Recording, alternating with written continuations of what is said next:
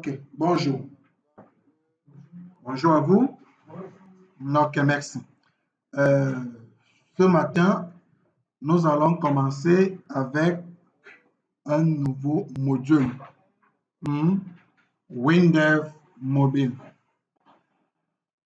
Euh, les, euh, les semaines passées, je préfère dire les semaines passées, nous avons plutôt travaillé sur WinDev, c'est-à-dire WinDev 1, 2, 3 et 4.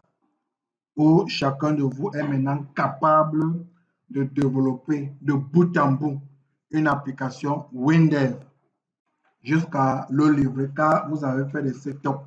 Il est vrai que je n'ai pas encore corrigé les tests. Mais Jack, je peux te donner ce test et tu le fais.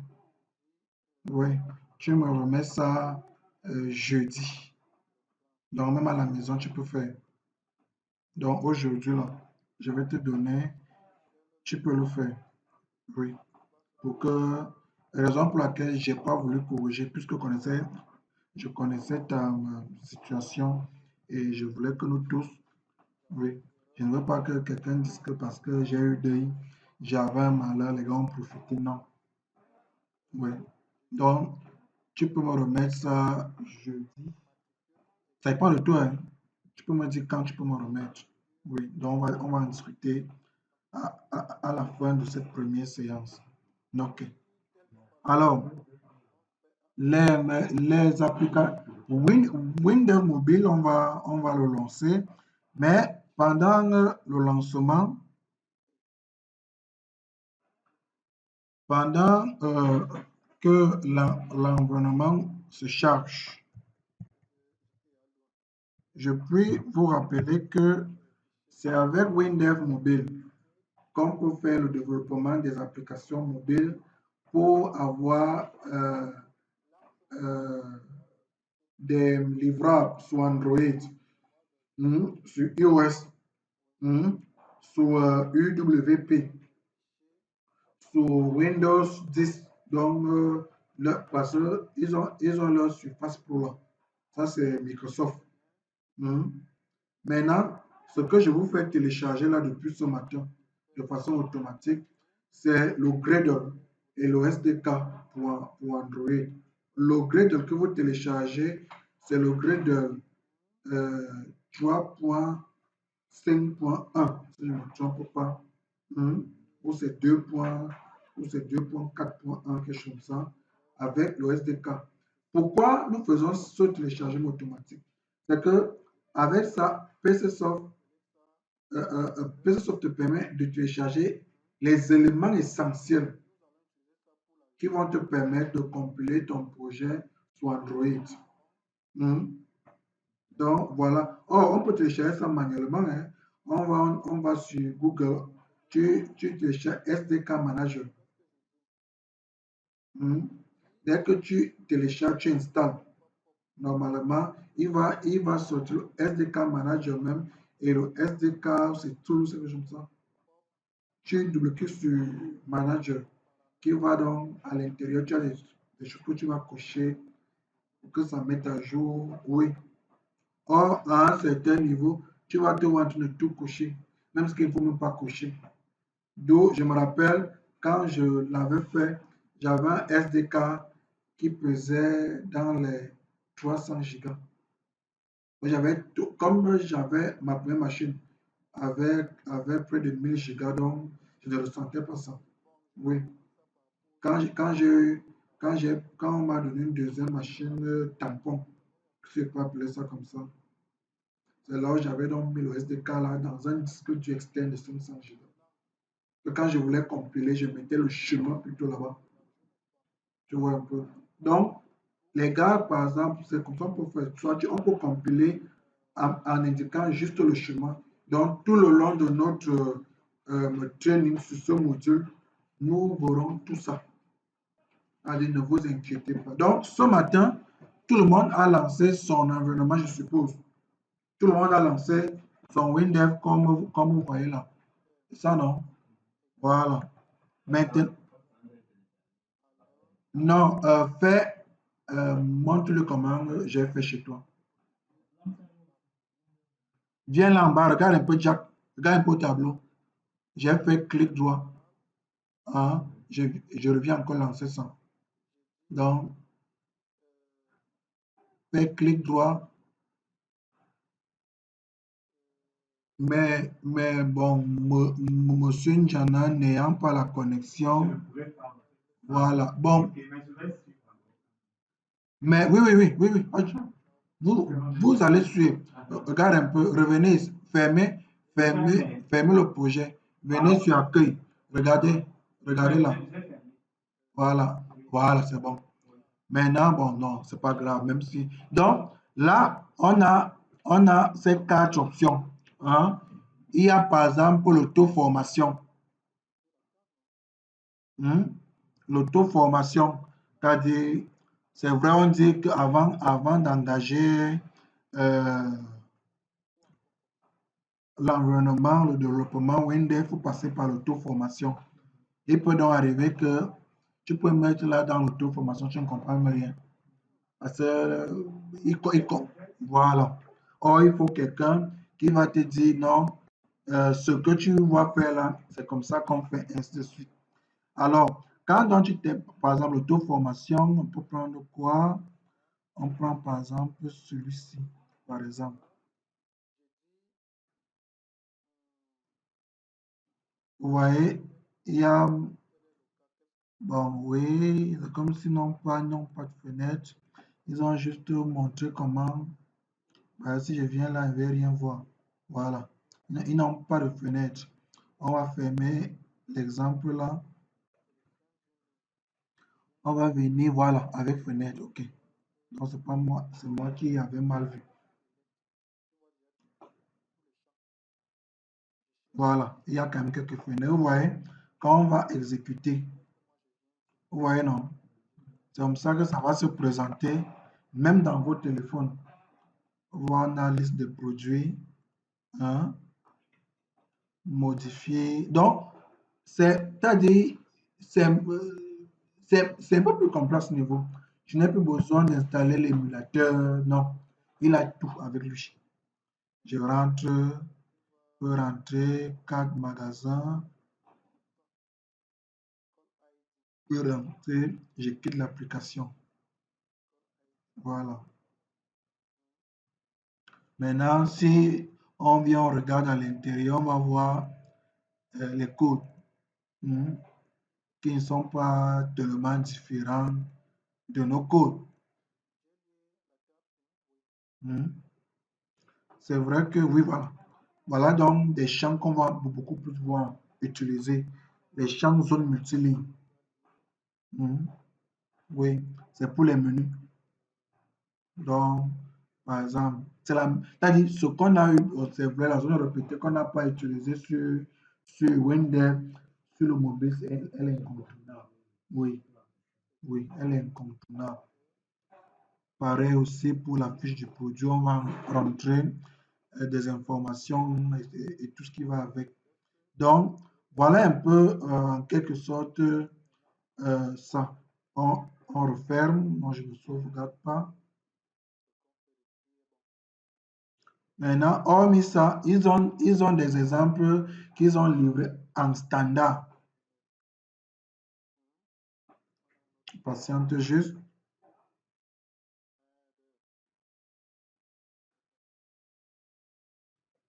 Patiente. Je ne sais pas pourquoi ça fait ça.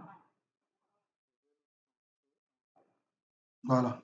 Ça y est, c'est déjà là. Vous voyez, ils ont des exemples livrés en standard et des exemples complets pour certains. Vous voyez, c'est catégorisé. Vous voyez, on dit exemple unitaire. Je peux... Attends, il charge tout. Je ne sais pas pourquoi il met long pour charger. Voilà. Il charge tout, tout. Bon. Maintenant, donc, les exemples ici sont euh, catégorisés. Il y a les exemples complets, hein, les exemples de référence, les exemples unitaires, Mhm.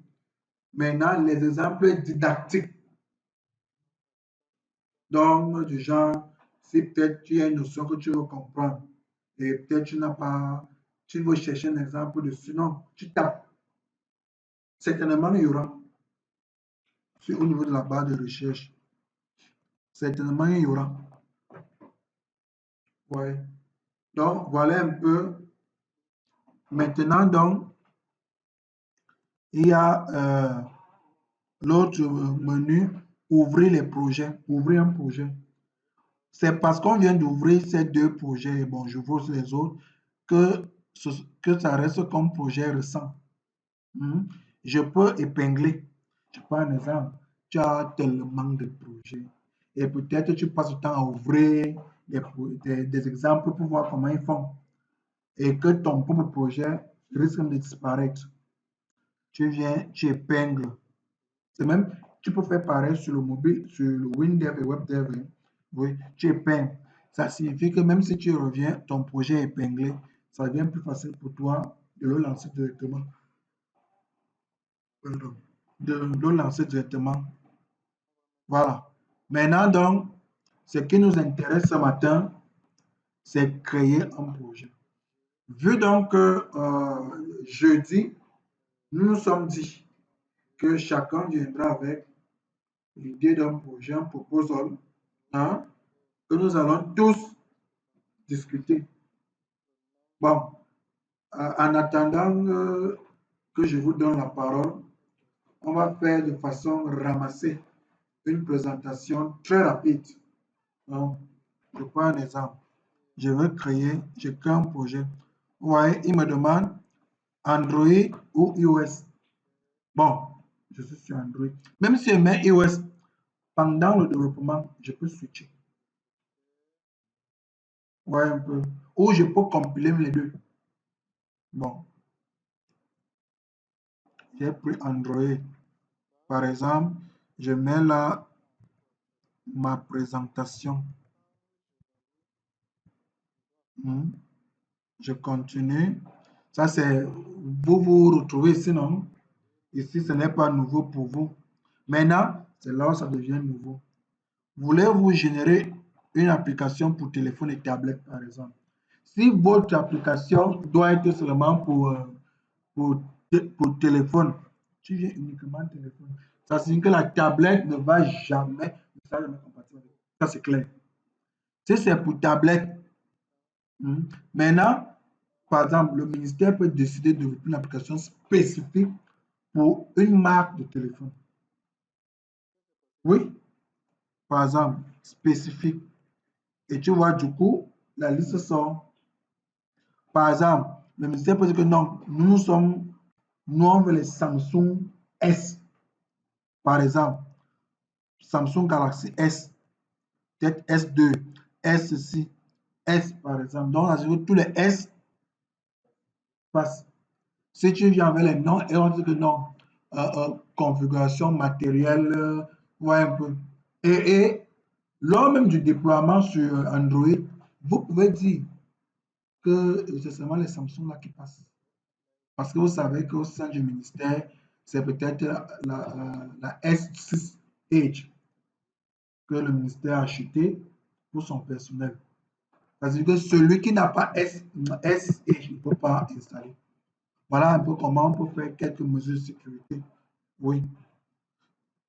Comme donc, nous généralement, les commerciaux, quand on développe pour une entreprise, qu'on n'a pas reçu des spécificités, on peut faire générer, choisir ceci, on y va.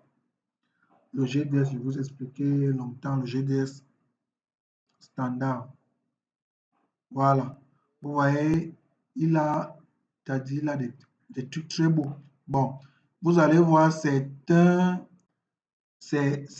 chartes apparaissent, d'autres pas, parce que moi j'ai les LST.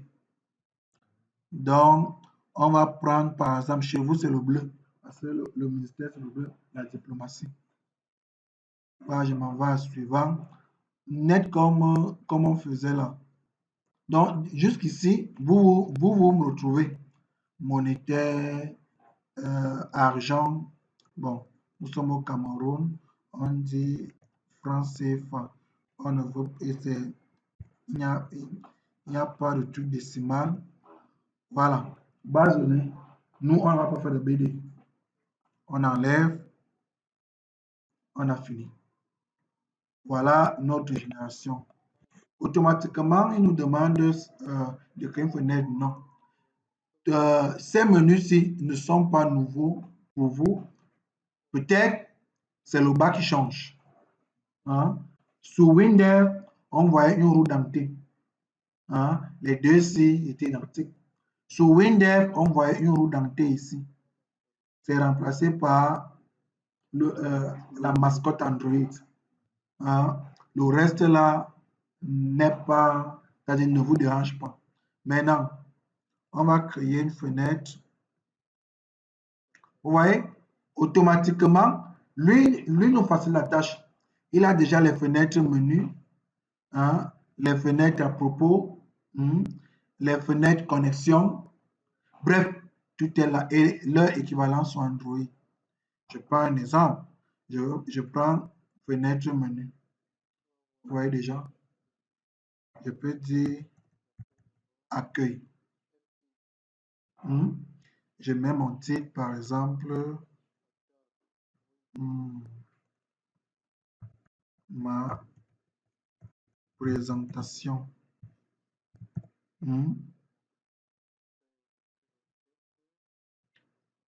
En bas là, bon, je peux dire Minirex, hein, WM Training.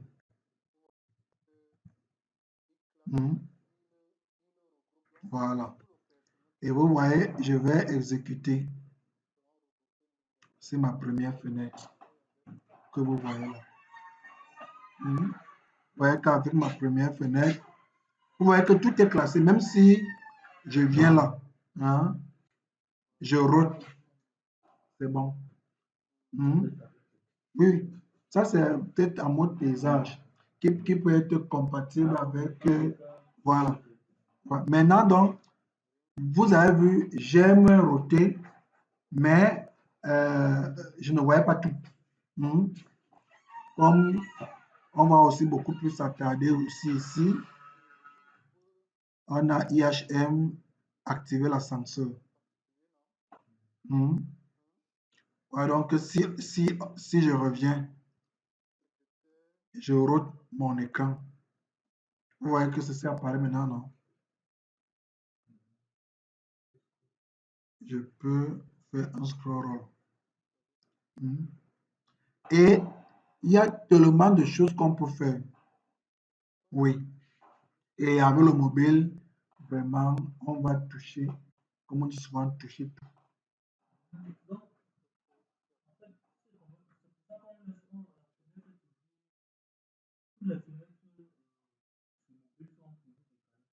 Oui.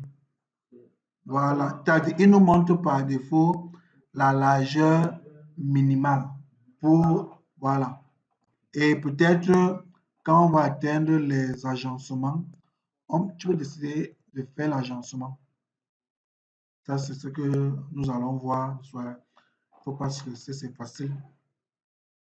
Ouais, donc, on lui dit, quand tu es sur téléphone simple, quand tu roules ton téléphone, tu vois que le haut est parti. Qu'est-ce qu'on fait? On fait monter. Maintenant, quand on est sur tablette, tu vois que c'est trop grand. On peut décider de faire tout ce qu'on veut. Quand maintenant on roule notre tablette, tu vois. Donc, ça veut dire que je peux venir ouvrir avec tablette, par exemple. Attends, je viens. Bon, pas grave. Tu vois déjà, non? Je peux.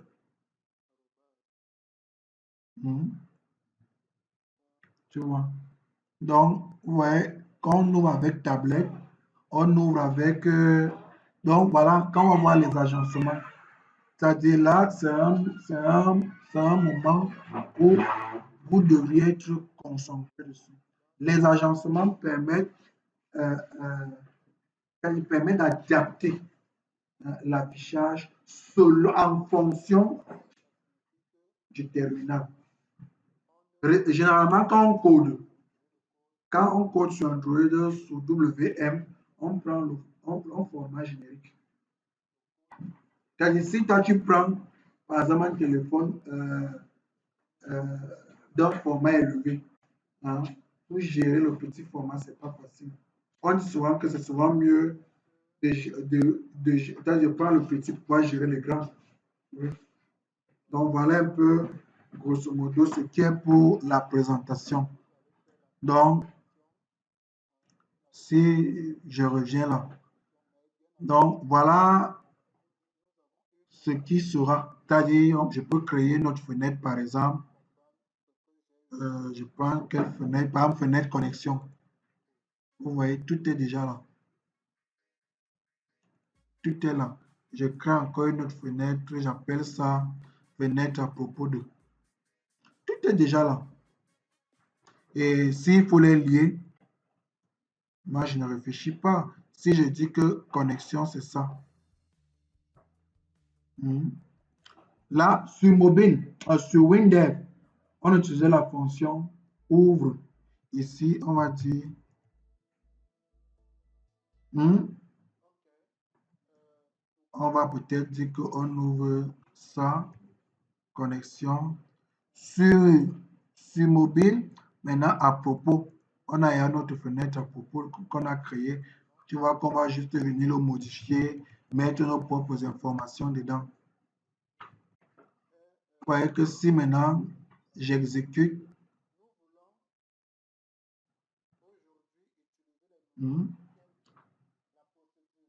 si je lance la connexion, donc là derrière, j'écris un code. Je rentre notre à propos. Voilà un peu pour ce qui est de la présentation. Après, donc, nous allons donc discuter tous ensemble du projet didactique, je préfère le dire, qui servira de training pour les 23 séances dont nous avons engagé la première ce matin. Et nous devons nous devons optimiser si on veut si on veut épuiser toutes les options, hein, presque toutes les fonctions de la partie mobile. Ok. Disons à tout à l'heure pour la discussion. Merci.